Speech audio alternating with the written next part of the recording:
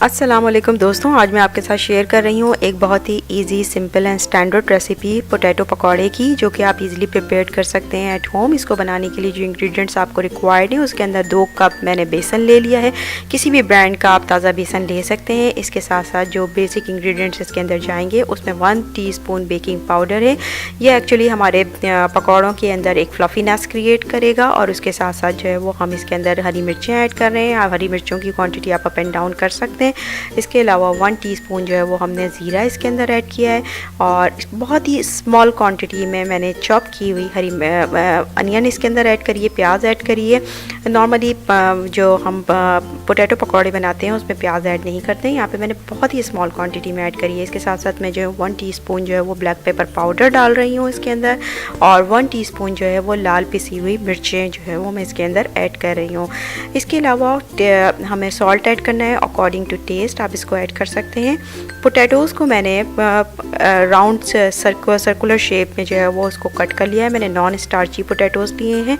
यहाँ पर हमारे पास 2 मेथड हैं। अगर मैंने क्रिस्पी, क्योंकि मैं यहाँ पे क्रिस्पी पोटैटोज़ बना रही हूँ, तो मैंने पहले उसको बेसन में कोट कर लिया है अपने तमाम पोटैटोज़ को, जिसको मैंने काट कर, धोकर, वॉश करके, और उसके बाद मैंने उसको सुखा लिया था। और फिर उसके बाद जो है मैंने इसके अंदर बेसन में ऐड कर लिया है।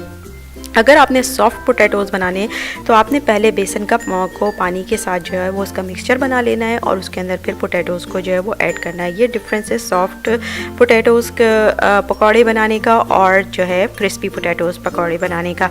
यहाँ पे मैं क्योंकि क्रिस्पी बना रही हूँ तो इसलिए मैंने जो है वो पहले बेसन में कोट किया है, फिर उसके बाद उसका मिक्सचर बनाया है कोट करके, और फिर उसके बाद यू कैन सी कि मैं उसको हॉट ऑयल के अंदर जो है मैं इसमें पोटैटोज़ को 1 बाय 1 जो है वो डाल रही हूँ।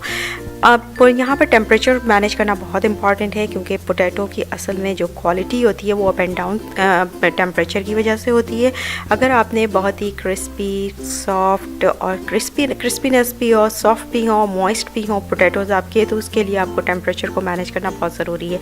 मैंने इनिशियली जो है वो हाई टेम्परेचर रखा है, और उसके बाद मैं उसको मीडियम कर दूँगी। इनिशियली हाई से ये होता है कि ऊपर एक लेयर कोट हो जाती है जो कि क्रिस्पीनेस क्रिएट करती है, और जब मैं उसके बाद उसको लो टेम्परेचर करती हूँ तो अंदर से पोटैटोज़ जो है वो सॉफ्ट होना शुरू हो जाते हैं। और उसके बाद क्योंकि ऊपर से लेयर जो वो क्रिस्प क्रिएट कर चुकी होती है, तो हमारे जो ओवरऑल पोटैटोज़ होते हैं वो क्रिस्पी बनते हैं। इस तरह के पोटैटोज़ को अगर आप 2 घंटों के बाद भी खाएंगे तो वो क्रिस्पी ही रहेंगे।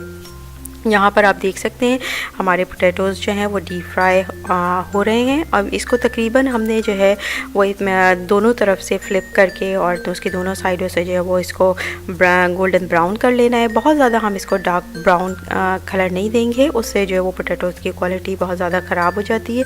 तो मैं यहाँ पर इसको जब ये मीडियम ब्राउन कलर हो जाएंगे येलोइश फॉर्म में, तो मैं इसको जो है वो डिश आउट कर रही हूँ। तकरीबन इस पूरे प्रोसेस में मुझे तकरीबन 6 to 7 मिनट्स लगे हैं पोटैटोज़ को फ्राई करने में। मैंने यहाँ पर क्योंकि नॉन स्टार्ची पोटैटोज़ लिए थे, उसका फ्लेवर जो है वो पकौड़ों में बहुत अच्छा आता है।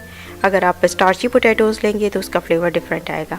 Thank you so much for watching. Our potatoes pakoras are ready and I will come back to another tutorial. Subscribe to my channel and have a very good day. अल्लाह हाफिज़।